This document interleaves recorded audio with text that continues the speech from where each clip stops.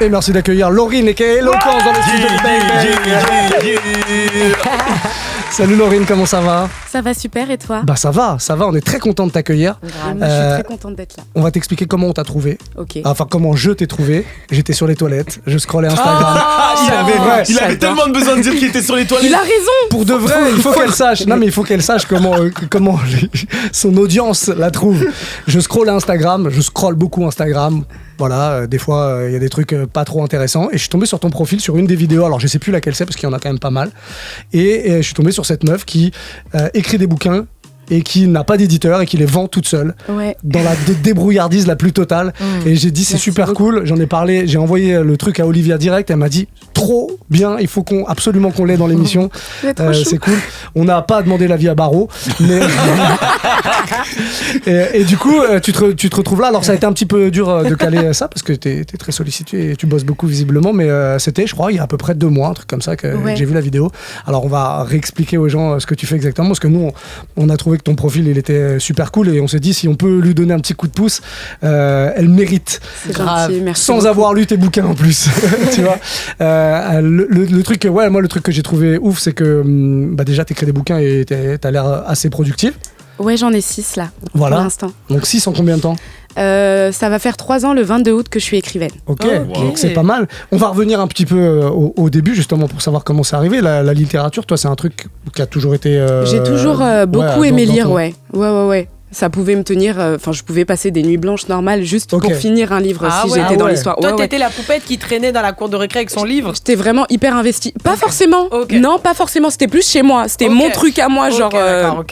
Oui, non, parce que il y avait un peu ce truc-là de quand j'étais petite, j'étais un peu trop intelligente par rapport aux autres, et du coup, il fallait pas trop que ça se montre. Et le fait de lire des livres dans la cour de récré, ça aurait été, ça allait trop dans cette direction. Donc non, c'était juste chez moi. Mais du coup. Ouais, j'ai toujours beaucoup aimé lire. Et comment t'as passé le cap? C'est-à-dire qu'il y a énormément de gens qui lisent beaucoup de livres, mais pour autant, ils se disent pas tous on va, nous aussi, faire des livres et les écrire. Déjà, quand j'étais petite, j'ai écrit des livres. Ah ouais? Ouais. Des livres? J'en ai écrit plusieurs. J'en ai écrit un sur mon petit frère, sur une balançoire magique, parce qu'en gros, il allait super... très haut sur la balançoire, et moi j'avais toujours peur qu'il fasse un looping et qu'il finisse chez le voisin. Donc du coup j'avais écrit une histoire par rapport à ça, et que en gros la morale c'était dans la vie, on peut prendre des risques, mais tous les risques sont pas forcément utiles à prendre. On peut mettre en péril sa santé, et c'est pas ouf. Attends, excuse-moi, t'avais quel âge? Ouais, c'était quel âge? J'avais eu 9 ans. Ah ouais. Un truc comme plus ça. intelligente que les autres, oui. Un livre de combien de pages? C'était un petit livre, ça devait faire une petite trentaine de pages. Il y avait des dessins et. Ouais, genre et je sais pas où il est ce livre. J'aimerais tellement le retrouver. Ah ouais. Ouais, il était un peu format poche, un peu plus petit que les formats poche, et vous avez fait la couverture aussi. Ouais, j'avais dessiné mon petit frère et tout. Ah ouais. Non, mais j'avais dessiné mon petit frère. Mais pour faire ça à 9 ans, genre, t'as eu une inspiration quelque part? C'est parti de quelque chose? Mon frère. Non, je sais pas. Non, juste le fait d'écrire comme ça. Je pense le fait de lire, ça m'a toujours plu. Donc c'était plutôt naturel en fait. Je me suis même pas posé la question. Après j'ai grandi, j'ai arrêté d'écrire, et c'est quand je me suis séparée que j'ai repris l'écriture. Il y a 3 ans. Ouais, voilà, c'est ça, à peu près. Une sacrée séparation pour que ça ait un tel impact. C'est marrant parce que vous dites tous ça, alors que non, c'était juste la première. Donc du coup, forcément, ça m'a impacté. Je comprends rien. Séparé de quoi? Séparé de mon ex. De son chéri. Ah ok. Quand tu dis séparé, moi je croyais que t'avais déménagé de chez tes parents, ou j'en sais rien. Séparé de ma vie d'enfant, tu vois, j'étais perdue. Ça s'appelle un déménagement, ça s'appelle pas une séparation. C'est pour ça que je buguais. Ok, donc séparé, ça t'a inspiré, ok.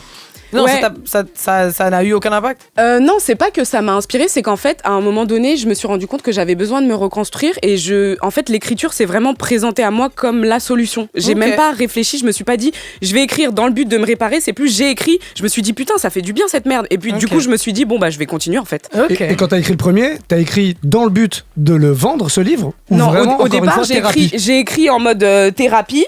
Je savais que je voulais qu'il soit au format livre, mais je m'étais pas dit je vais le vendre. Et en fait, le jour où j'ai terminé, je me suis dit là c'est fini.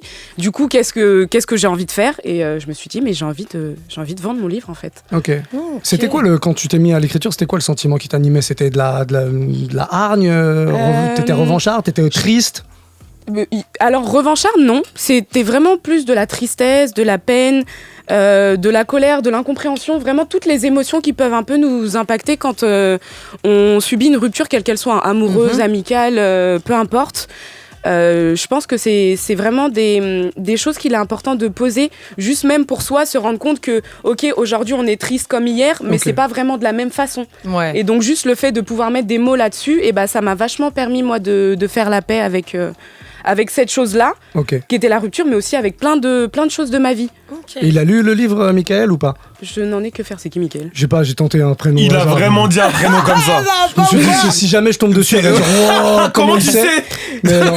Est-ce qu'il l'a lu, le livre? Je n'en sais rien. Non, tu sais pas. Ah oui, il n'y a plus aucun contact. Et du coup, à partir du moment où tu as décidé de le vendre, c'était évident que tu allais le vendre par toi-même ou tu as cherché des auditeurs? Non, alors au départ, je voulais une maison d'édition. Donc je suis allée aux éditions Gallimard et ils m'ont dit qu'il fallait attendre 2 mois avant que mon livre potentiellement soit analysé par une commission d'experts, etc. Je me suis dit, mais mon livre, il est prêt, pourquoi je vais attendre? Donc j'ai commencé le jour même, je me souviens, j'ai commencé à chercher sur Internet, comment éditer son livre soi-même.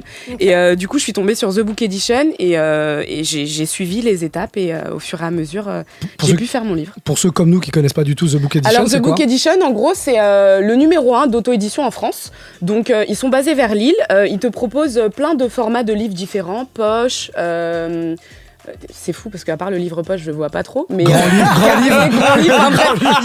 Il y a plein de formats de livres et en gros, tu choisis ta couverture, tu choisis la mise en page. Enfin, c'est vraiment toi qui fais tout toute seule ou tu peux demander de l'aide, que ce soit pour la mise en page, la correction orthographique ou encore le dessin des couvertures. Enfin, moi je dis le dessin, mais non, ça peut être des photos ou quoi que ce soit. La couverture, quoi. Ouais, la couverture. Et puis ensuite, ils valident le livre dans un délai de 24 à 72 heures. Si le livre est bon, tu peux en commander. Sinon, ils te disent quelles modifications il faut apporter. Encore 24 à 72 heures et ainsi de suite. Ok, c'est tellement mieux qu'attendre 2 mois. Mais ils ont pas de regard sur le contenu. Absolument pas. Même pas de correction ou quoi que ce soit. Non, sauf si moi je leur demande, mais j'ai une correctrice qui me suit d'ailleurs depuis mon tout premier livre. On a à peu près commencé au même moment. D'ailleurs, Perrine, si tu nous regardes, voilà, gros bisous. Salut Perrine. Salut, des bisous. Et du coup, concrètement, qu'est-ce que ça coûte de produire un livre par soi-même? Alors, beaucoup de temps. Surtout au-delà de l'argent, parce qu'en vérité, tout investissement, quel que soit le domaine, nécessite de l'argent. On le sait, on en est conscient, mais c'est surtout beaucoup de temps. Beaucoup de temps à relire les écrits, parce que moi, je suis quelqu'un d'assez perfectionniste, donc j'aime bien que les choses elles soient vraiment carrées, même si ça ne devient jamais parfait. En tout cas, quand c'est parfait pour moi, c'est que c'est bon. Et donc, du coup, là, je peux partager mon travail avec les gens. C'est beaucoup de remise en question. Combien de temps tu mets, par exemple, pour ton premier livre? Pour mon premier livre, 1 mois jour pour jour. Ok. Mais j'ai écrit vraiment dans l'urgence. Genre, fallait que je me guérisse. Fallait que ça sorte. Donc, ça a marché, du coup, on t'a même pas demandé. Ça a marché? Oui, oui, si, elle a dit. Oui. Et tu continues du coup d'écrire à côté, genre dans ton journal intime ou un truc comme ça pour J'ai pas de journal intime, mais je continue d'écrire dans mes petits carnets et tout quand j'en ressens le besoin. J'ai aussi mon nouveau livre qui m'aide beaucoup, même au-delà de l'écriture. En gros, c'est un livre dans lequel j'analyse mes émotions, parce que je suis quelqu'un, je ressens énormément. Donc, dans toutes les phases, joie, colère, tristesse, tout ce que vous voulez. Et donc, à un moment donné, je me suis dit, bon, il faut que tu apprennes à gérer tes émotions si tu veux pouvoir faire quelque chose d'utile de ta vie. Et donc, j'ai écrit ce livre qui me permet, quand je me sens un petit peu débordée par une émotion, de m'y plonger. Et juste le fait de lire, étant donné que j'ai fait beaucoup un travail d'analyse, d'introspection et de, voilà, maintenant qu'on sait tout ça, qu'est-ce qu'on peut faire pour aller à l'encontre de ce ressenti-là? Et donc, ça me permet de juste me poser et de me dire, tu vois, Laurine, c'était pas si horrible, finalement. Du coup, les livres que tu écris, c'est essentiellement du développement personnel ou il y a des histoires? Non, que le dernier. Seulement le dernier. Sinon, ce sont des histoires inspirées ou de ma vie, ou de celles d'amis, ou même des gens qui m'entourent, parce qu'en vrai, je m'inspire vraiment de la société dans laquelle on vit. Et le premier qui est autobiographique. Mais sinon, ça reste de la fiction. Et alors, comment on pourrait te trouver si jamais tu étais à la FNAC et qu'il fallait qu'on te mette dans une catégorie, tu te mettrais dans laquelle? Aucune éloquence. Les débrouillards. La catégorie hustle. Non, mais en vrai, je trouve ça un peu relou parce que je trouve qu'aujourd'hui, on nous oblige trop à s'enfermer dans des genres. Et en vrai, moi, juste, je raconte des histoires. Donc, je sais que certaines fois, ça peut plus. Par exemple, j'ai une trilogie, donc c'est plus du genre érotique et féministe, mais ça se trouve pas forcément en vrai. Donc, en vrai, j'écris des histoires. Est-ce que ça, c'est ce genre de livre que j'aime? Est-ce que ça, c'est oui, voilà. Et puis, c'est au fruit des envies, en vrai aussi. Non, c'est cool. On n'a pas encore parlé vraiment de ta méthode de vente. puisque tu fais tout toute seule et que du coup t'es pas dans les rayons de la Fnac pour l'instant. Non, et je veux pas. Tu veux pas, voilà. Non, pour le moment ça m'intéresse pas. Parce je le ferai. Quand on a un éditeur, il gère tout ça pour l'écrivain, c'est ça. Toi, tu prends ta valise, tu mets tes bouquins dedans et tu vas à Châtelet qui est central à Paris. C'est là où on peut croiser beaucoup de monde et vraiment c'est une plaque tournante Châtelet à la fois parce que les transports en commun arrivent quasiment tous à Châtelet. C'est pour ça j'imagine que tu as choisi cet endroit parce que ça brasse. Ça s'est fait un peu naturellement. Mais en même temps, je me dis, Châtelet, c'est vraiment le cœur de Paris, pour le coup. C'est ça. Donc, tout le monde, qu'on le veuille ou non, on passe par Châtelet. Tout le monde, Donc, tu prends ta valise, tu mets tes livres dedans, tu vas à Châtelet, tu restes combien de temps quand tu vas faire une session et surtout, comment tu t'y prends alors, combien de temps ? En général, je dirais entre 5 et 7 heures. Ah ouais, une journée de travail, quoi. Ouais, après, ça peut être moins de 5 heures. J'ai tendance, parfois, à abuser de la chillance et j'arrive à 16 heures à Châtelet, donc du coup, je vais pas rester jusqu'à 23 heures, quoi. Ouais. Mais, et du coup, tu m'as demandé le temps et surtout, comment tu t'y prends, en fait. Ah oui. Moi, par exemple, je marche, je suis à Châtelet et tu viens m'aborder. Il faut savoir, pour tous ceux qui connaissent pas bien Châtelet, à Châtelet, il y a énormément de gens qui viennent. Excuse-moi, t'as 2 minutes. Souvent pour vous poser des questions bêtes en plus. Pour des sondages. Pour des associations, il y a tout. Tu peux tomber sur notre stagiaire Renaud qui vient poser des questions pour l'émission. Donc il y a vraiment beaucoup de sollicitations à Châtelet. Comment tu te démarques ? La valise déjà.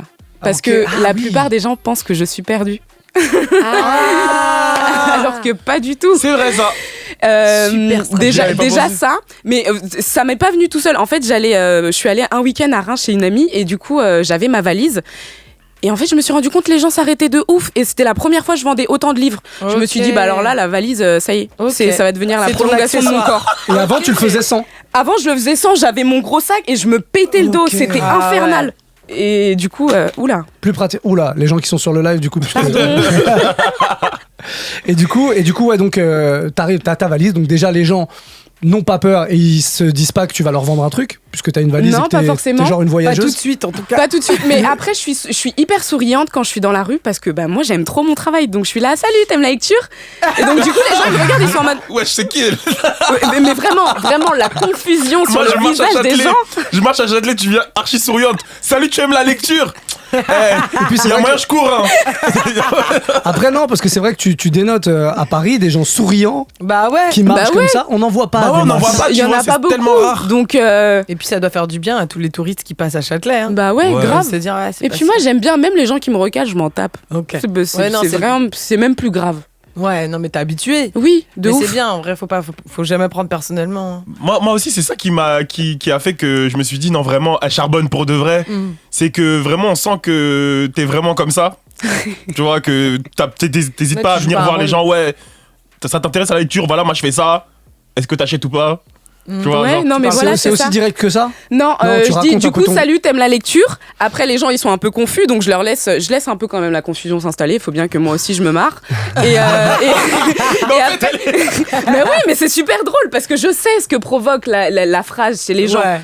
Si tu me connais, tu sais très bien que je dis salut, t'aimes la lecture. Mais si tu me connais pas, t'es là, t'es dans la rue et tout, tu discutes avec ta pote, puis il y a quelqu'un qui arrive tout souriante, salut, t'aimes la lecture. Je dis mais elle veut quoi elle? C'est quoi son problème? Et donc du coup je dis non parce que je suis écrivaine. Du coup je vais voir les petits êtres humains qui m'ont l'air sympathiques pour leur proposer d'acheter mes livres. Est-ce que tu veux jeter un œil? Et là soit la personne elle est réceptive et on commence à discuter, je sors mes livres, je les montre, etc. Soit elle l'est pas et du coup je la laisse partir ou sinon elle me demande mon Instagram, je lui laisse. Enfin. On se débrouille. Okay. Question très pratique, tu les vends combien tes livres? Alors, mes livres, ils coûtent entre 12 et 17 euros. Okay. Mais la plupart des livres coûtent 15 euros. Okay. D'accord. C'est le prix d'un. C'est un petit peu plus cher qu'un livre à la Fnac ou je m'en rends pas bien compte. Oui, c'est plus cher qu'un livre poche standard. Mais déjà, de 1, comme je dis souvent, je ne suis pas à la Fnac. Ouais. Donc. Mes livres ne sont pas à la Fnac, c'est moi qui viens vers les gens. C'est de l'artisanat. C'est un travail. Vraiment, donc, et puis même, pour moi, c'est le prix que valent mes livres avec tout le travail que je fournis et surtout dans le but de permettre aussi que tout le monde puisse accéder à mon travail. 15 euros, je trouve que c'est un prix qui est plutôt raisonnable. Cher, tout le monde peut lire, c'est pas mirobolant, c'est pas non plus pas du tout cher. Donc, et le livre vient à toi en plus. Oui, voilà, c'est ça. Et puis c'est un vrai moment. Enfin, c'est pas juste la personne, elle prend son livre et elle s'en va. On discute, il se passe vraiment quelque chose. Moi, j'adore ces rencontres que je fais dans la rue avec les gens, c'est incroyable. Et pour tous les gens qui nous écoutent et qui sont, puisqu'on nous écoute dans la France entière et qui n'ont pas la chance de venir te rencontrer directement à Châtelet, est-ce qu'il y a un site internet? Ouais, il y a mon site internet eloquence.com. Ok, voilà. Bien. Et est-ce que tu as déjà pensé à faire un truc, parce que je trouve que tu as grave une vibe un peu artiste et tout. T'as jamais pensé à faire comme les peintres et faire un espèce de dans une galerie, exposer tes livres, accueillir les gens avec. Si ça, je kifferais de ouf. J'y pense. Un pop-up. Ouais. Ou même en mode un peu séance dédicace, etc. De ouf. J'en ai grave envie et j'y réfléchis. J'aimerais bien cet été, pourquoi pas. Bon, après les JO. Ouais. Cet été, pourquoi pas organiser ça, parce que j'aimerais trop permettre à tous mes lecteurs, au moins en tout cas ceux qui habitent en France, de pouvoir me rencontrer, qu'on puisse discuter, qu'on passe vraiment tous un moment super chouette. Mais grave, ça me plairait beaucoup. Ce serait trop une bonne idée. Donc, il y a plein de gens qui organisent en plusieurs parties, tu vois, avec des vêtements, des peintres, des trucs. Et je trouve ça, tu t'aurais grave ta place dedans. Merci beaucoup, t'es trop mignonne. Pas tout le temps, mais avec toi ça va. Avec toi ça va bien. On va faire une petite pause. On va faire une toute petite pause et on revient très vite avec Lauryn, qui est Eloquence. Si vous la cherchez sur Instagram, c'est là que vous pouvez la trouver. H-E-2-L-A-U. Oui, voilà, c'est important de le préciser. Ouais, parce que sinon on ne trouve pas. Et Kance, Q. Comme Kance. Comme Kance, ouais. Précisons-le quand même. Comme le Kance de Eloquence, le mot français, quoi. C'est vrai, le vrai mot français. On écoute le son de Carbone, tiens, imagine, à 17h45 et on revient très vite avec Lauryn. Et on va continuer à discuter. On a un petit jeu à te proposer d'ailleurs. Ouais. Allez, restez connectés les amis. On va raconter cette histoire, du coup, sinon les gens vont être frustrés, ils ont entendu que la fin. Je disais que effectivement les réseaux sociaux, on en parlait en antenne, ils t'ont pas mal servi à justement à montrer, et puis surtout à montrer ton caractère, à montrer le fait que tu étais une débrouillarde, que t'en voulais, etc. Et tu me disais donc que même encore aujourd'hui, il y a des gens que t'as croisés. Ouais, il y a des gens qui me disent « Ah, mais c'est toi qui vends les livres et tout dans la rue !» Et pas plus tard que là, tout à l'heure, pour venir justement chez Move, il y a un mec de mon bus qui m'a dit c'est pas toi qui as écrit un livre? J'ai dit si c'est moi l'écrivaine. Il m'a dit franchement force pour la suite et tout, trop mignon, trop bien. Et je me suis dit ok super. Bon voilà, si vous venez nous rejoindre, on est avec Lauryn et qui est Eloquence, H-E-2-L-A-U et Kance, voilà, Q-U-N-C-E sur Instagram, vous pouvez la retrouver. Elle nous l'a raconté déjà, mais on vous le redit si vous venez d'arriver. Elle écrit des livres, elle les vend elle-même dans la rue, à Châtelet, à Paris, et aussi sur Internet un petit peu. Du coup, c'est comme ça qu'on t'a connu, nous, sur les réseaux. On va te proposer un petit jeu, parce que t'es une amoureuse des mots. Oui. Et du coup, nous, on s'est dit qu'on allait te proposer des phrases, des petites rimes, qui sont soit extraites de morceaux de rap, soit qui sont signés de vrais écrivains. Pas que les mecs qui rappent ne sont pas des vrais écrivains, tu vois, mais de gens qui font des livres ou des poèmes, etc. Le but, c'est de reconnaître soit la patte d'un écrivain, soit la patte d'un rappeur. En seras-tu capable ? Ça fait du coup bientôt 3 ans que je n'ai pas lu de livre, mais oui, probablement, on sait jamais. On n'a pas pris des trucs qui viennent de sortir, donc après. On a pris des trucs. L'idée, c'est surtout, voilà, et comme le disait Olivia, est-ce que tu vas reconnaître la patte du rappeur ou la patte de l'écrivain ? Allez, c'est parti. Donc à chaque fois, on va te dire la phrase en question et tu nous dis juste rappeur ou écrivain. Ok. Je voudrais pas crever avant d'avoir usé sa bouche avec ma bouche, son corps avec mes mains, le reste avec mes yeux. J'en dis pas plus. Faut bien rester révérencieux. Mais cette manière de mettre des pauses entre les mots là, c'est quoi ? Je pense rappeur. C'est parce que je découvre le texte. Je pense rappeur. Tu penses rappeur ? Non. Ah ouais, c'est Boris Vian. Ah ok. Mais qui était un peu chanteur aussi, donc bon. Bon, on a appris ça parce que justement, il emploie des mots un peu forts, oui, crever, mais parce qu'en fait, la façon dont c'était écrit, je me suis dit, ce serait plus. C'est mon interprétation aussi qui était un peu. Ouais, peut-être tu m'as mis dans le flou. Ouais, peut-être. C'est ça. Baron. Vous m'entendrez parler de mon Paris ou pleurer les Seychelles, rêver de la Normandie ou imaginer la Hongrie. Écrivain, ça. Non. Rappeur. Giorgio. Wesh. Qui ? Giorgio. Parler mon Paris ou pleurer les Seychelles, rêver de la Normandie ou imaginer la Hongrie. Voilà. Ok. Giorgio, c'est un rappeur parisien. Ouais, si tu le connais pas. Ouais, il vient de Porte de la Chapelle. Mais il écrit bien parce que vraiment, il y en a, ils écrivent vraiment mais super non, mais bien. je vais découvrir après. Très bien. Olivia. Ensuite, la petite maison est en ruine quand la faim pense, le cœur est en grève. Bon, bah, celle-là, c'est écrivain. C'est la 3e fois, c'est la bonne. C'est SCH. Vas-y. La petite maison est y a en pas ruine d'écrivain, quand là, la un faim pense, le cœur est en grève. Je suis trop nulle à votre jeu. Je sais pas si vous vous rendez compte. Vraiment, oui, je te confirme. Oui. Pour l'instant, c'est. Éclaté au sol. Pour l'instant, c'est 0 sur 3. Hein. Allez, la dernière, juste envie de voir que c'est la dernière, elle va se tromper. Il y en a qu'une, il en reste qu'une. Mais dites-moi un truc évident aussi que je connais. Normalement, tu connais ça. On va voir. Je vous écoute. Vas-y, Muxa. Il dit non avec la tête, mais il dit oui avec le cœur. Il dit oui à ceux qu'il aime et il dit non au professeur. Mais ça me dit quelque chose, ça. Rap ou écrivain ? T'écoutes un peu de rap ou pas? Mais oui, j'écoute du rap en plus. T'écoutes qui? J'écoute un peu de tout. J'écoute SCH, j'écoute Nino. Donc tu peux tomber dessus. Tu veux que je la répète ou c'est bon? Mais non, mais ça me dit quelque chose vraiment. Dis non avec la tête. Est-ce que c'est le rap ou est-ce que tu te Bah, rappelles de ça pour un Je pense que écrivain? c'est le rap. Non, j'ai pas l'impression que ce soit un écrivain pour le coup là. C'est un rappeur du coup? Ouais, pour moi. Ouais, MC Jacques Prévert. En plus, j'étais à l'école Jacques Prévert quand j'étais en primaire. T'as pas d'excuses. Bah voilà. Ah, c'est terrible ça. Je suis nulle. Bah, au moins, j'ai été nulle jusqu'au bout. Oui. Voilà. Reconnaissez-moi au moins ça. Ouais, c'est ça, au bout des choses. Laurine, merci d'être passée nous voir. En tout cas, on va juste rappeler très rapidement que si les gens veulent te retrouver, il y a déjà 6 bouquins qui sont écrits. Ouais, qu'on peut te croiser dans les rues de Châtelet. C'est quoi ton secteur à Châtelet? Ton créneau. En vrai, de vrai, je me balade un peu partout, mais surtout au niveau du forum. D'accord. Donc, vraiment, De la forum des canopée, Halles, là, à tout côté des sorties canopées, métro tout et ça. tout. Ouais. Ouais, bah, tout à fait. Ok, très bien. Donc il y a cette manière-là, mais si vous êtes évidemment un petit peu plus loin, et la plupart de nos auditeurs ne sont pas forcément en région parisienne, Eloquence.com sur mon site internet. Ouais. On te laisse les plaies. Ah oui, H-E-2-L-A-U-Q-U-E-N-C-E. En fait, le mot éplé est venu à mon cerveau après. Ça veut dire la... Ça va, Laurine? Ouais, ça va super. Elle allait dire... Tellement j'ai été nulle, ça veut dire que mon cerveau il est en mode... J'ai dit, on te laisse les plaies, elle allait dire... Rappeur? Faux, encore une fois. Merci à toi, Laurine, d'être passée nous voir en tout cas sur Move dans Bang Bang. Allez lui donner de la force, allez checker les bouquins. Elle mérite. Et ouais. Merci à vous, on aime la débrouillardise ici.